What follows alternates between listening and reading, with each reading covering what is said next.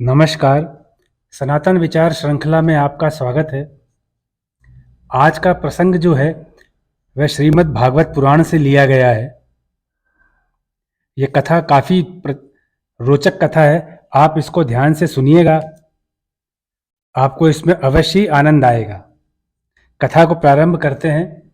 पुराने समय की बात है। तुंगभद्रा नदी के तट पर एक अनुपम नगर बसा हुआ था। वहाँ सभी वर्णों के लोग सदाचार और धर्मपरायण होकर जीवन जीते थे। उसी नगर में शास्त्रों के एक विद्वान कर्मकांडी ब्राह्मण, जिनका नाम आत्मदेव था, वे भी रहते थे।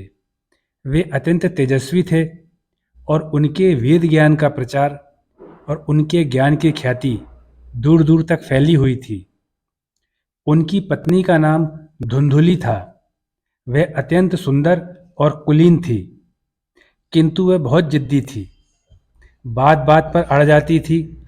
जो उसको अच्छा लगता था, धुंधली जो उनकी पत्नी थी, वही किया करती थी। उसको किसी प्रकार का भी किसी का भी कहना मानना बिल्कुल भी पसंद नहीं था। उसको अपने शरीर से बहुत प्रेम था। वह अपने सुंदर होने पर बहुत अभिमान करती थी। दोनों दंपत्ति अर्थात आत्मदेव और धुंधुली, इन दोनों में अत्यंत प्रेम था। वे दोनों अपने में ही मगन रहते थे और एक दूसरे को ही देखते रहते थे। उनके पास में सभी प्रकार के साधन संपन्नता थी। वैभवशाली जीवन वो जी रहे थे। किसी भी प्रकार का कोई कष्ट उनको नहीं था। आर्थिक रूप से वे बहुत सुदृढ़ थे। समाज में उनका अच्छी प्रतिष्ठा थी। किंतु उनको एक तकलीफ ये थी कि उनके कोई भी संतान नहीं थी। ब्राह्मण आत्मदेव की प्रबल इच्छा थी कि उनके यहाँ संतान का जन्म हो, जिससे उसका पिंडदान हो सके। किंतु काफ़ी प्रयास के बाद भी आत्मदेव पंडित को कोई संतान नहीं हुई। इसलिए लेकिन जो उनकी पत्नी धुंधली थी, उसको संतान का मोह बिल्कुल भी नहीं था। इस प्रकार से काफ़ी समय बीत जाने पर आत्मदेव घर छोड़कर चले जाते हैं और वन में तालाब के पास आकर दुखी मन से बैठकर जोर जोर से रोने लगते हैं। उसका रोना सुनकर एक संत अर्थात सन्यासी ऋषि वहाँ आते हैं और उससे यानी आत्मदेव से दुखी होने का कारण पूछते हैं, जिस पर वे आत्मदेव बताते हैं कि उनके कोई संतान नहीं है। जब मेरी मृत्यु हो जाएगी तो पितृपक्ष में मुझे कौन पानी पिलाएगा, मेरा पिंडदान कौन करेगा, मैं तो भूत पिशाच बनकर भटकता रहूँगा, मेरा उद्धार कैसे होगा। इतना कहकर आत्मदेव उस संत यानी उन जो सन्यासी थे उनके पैर पकड़ लेते हैं और जोर देकर कहते हैं कि आप कोई भी किसी भी प्रकार की कृपा कीजिए और मेरे घर संतान हो, इसका मार्ग बताइए। संत थे, वे थोड़ी देर ध्यान में जाते हैं, प्रभु से प्रार्थना करते हैं और एक मार्ग खोजते हैं और आत्मदेव की जिद पर संत उसको एक फल देते हैं और कहते हैं कि ठीक है, इस फल को तुम अपनी पत्नी को खिला देना। इससे उसको एक सुंदर, स्वस्थ, अत्यंत बुद्धिमान पुत्र की माँ बनने का सौभाग्य प्राप्त होगा। ऐसा फल देकर सन्यासी चले जाते हैं। ब्राह्मण आत्मदेव खुशी खुशी फल लेकर के घर लौटते हैं और अपनी पत्नी धुंधुली को संत की सारी बात बताकर संत का दिया हुआ फल खाने को देते हैं और कहते हैं इसे तुरंत खा लो। किंतु धुंधली का स्वभाव किसी भी बात को मानने का तो था ही नहीं। वह ऐसा कहकर कि मैं थोड़ी देर में खा लूँगी, फल को लेकर रख देती है।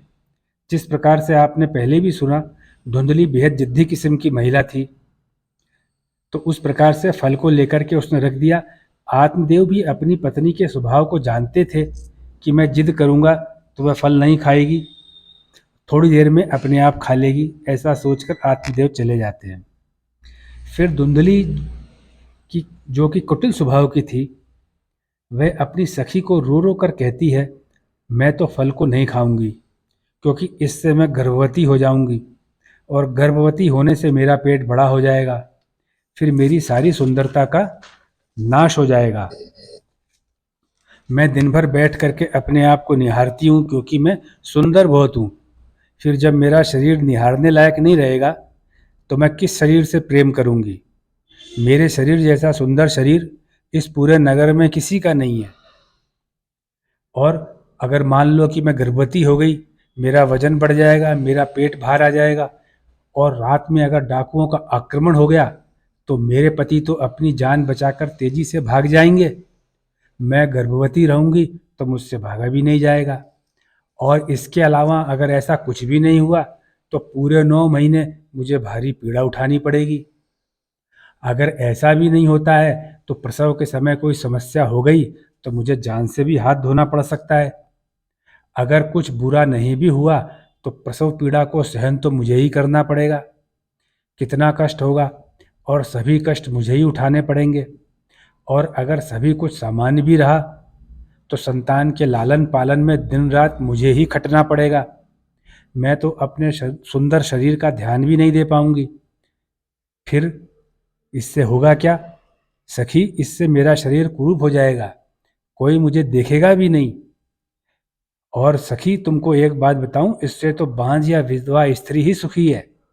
यदि मैं एक फल खाऊंगी तो मेरा शरीर कुरूप हो जाएगा, इसलिए मैंने निश्चय किया है कि यह फल खाऊंगी ही नहीं।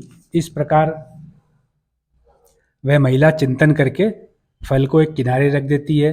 थोड़ी देर बाद ब्राह्मण आत्मदेव घर आते हैं और अपनी पत्नी से फल के बारे में पूछते हैं कि क्या तुमने फल खा लिया?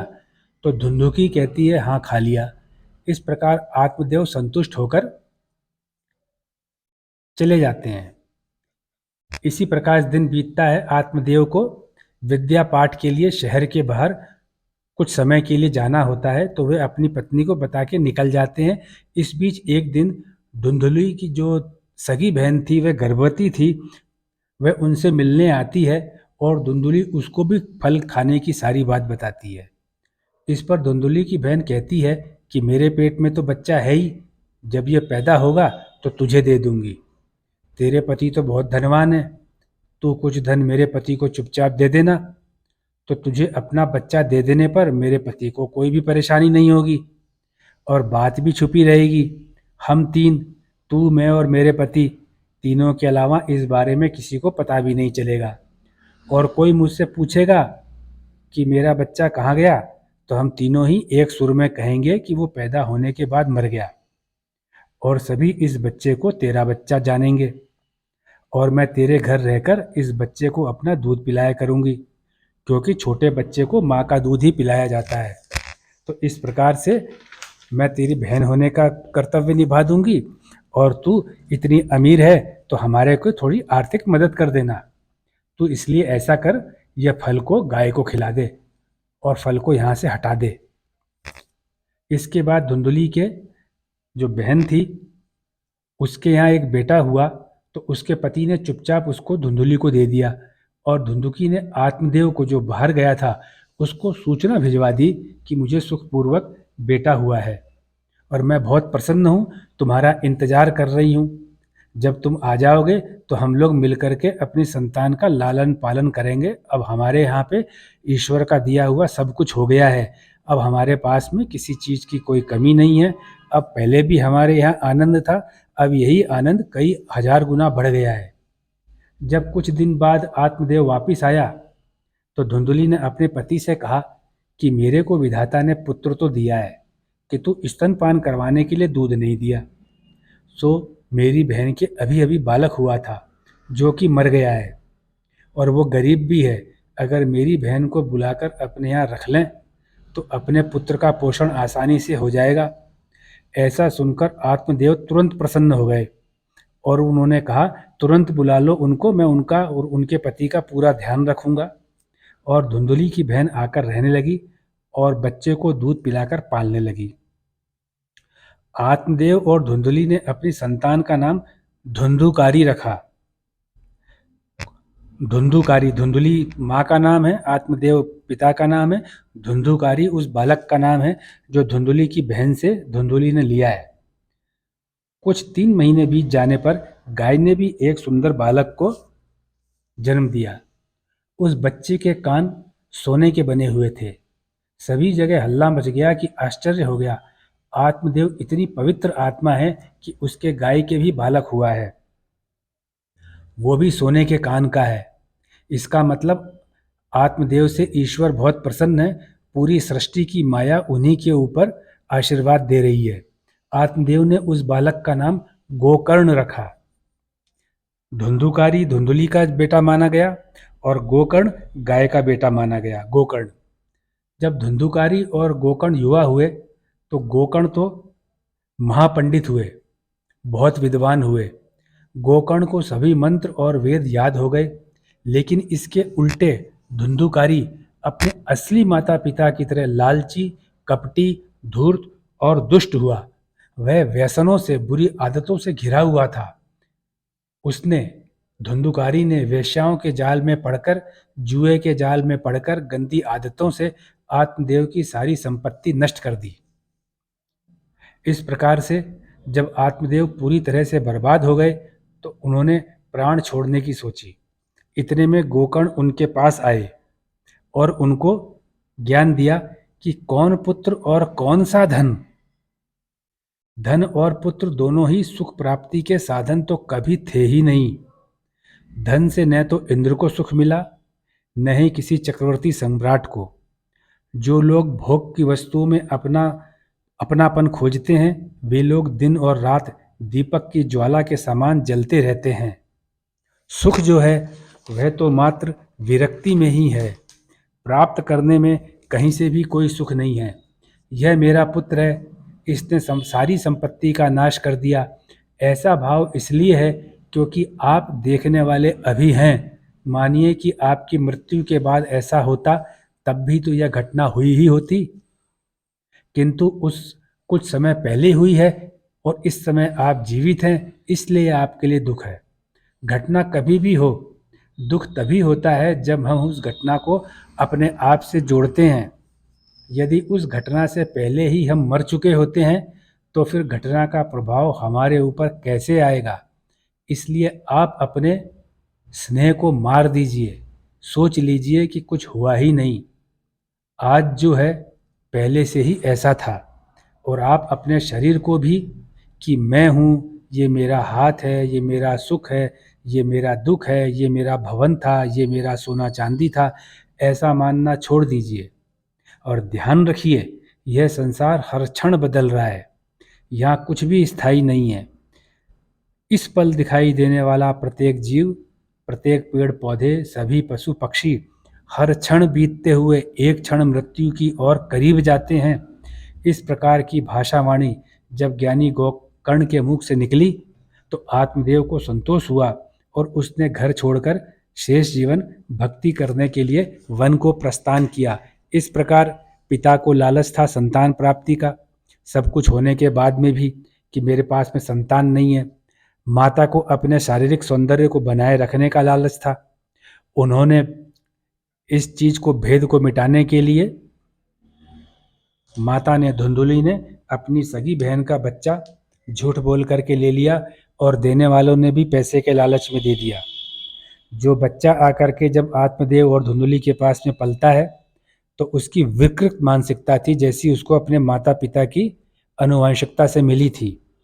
और आत्मदेव का भी पूरा जो है कुल खराब हो गया। तो ये कथा बताई गई है श्रीमद् भागवत के अंदर। आपने ये सुना, मुझे उम्मीद है कि आपको ये कथा पसंद आई होगी। जिस प्रकार से ये श्रीमद् भागवत में बताई गई है उसको केवल छोटा करके हमने यहाँ प्रस्तुत किया है। पूरी कथा को और पूरे वाक्यों को पढ़ने में बहुत लंबा समय लग जाता है। हम अपनी तरफ से वीडियो में कोई चेंज नहीं करते हैं। आपसे प्रार्थना है कि आपको ये कथा अच्छी लगी हो, इसका सार अच्छा लगा हो तो इसको आप पढ़िए, समझिए, जीवन में उतारिए, अपने मित्रों से, रिश्तेदारों से कथा पर बात कीजिए। और वर्तमान में आपका बहुमूल्य समय देने के लिए मैं आपका अत्यंत आभारी हूँ। धन्यवाद।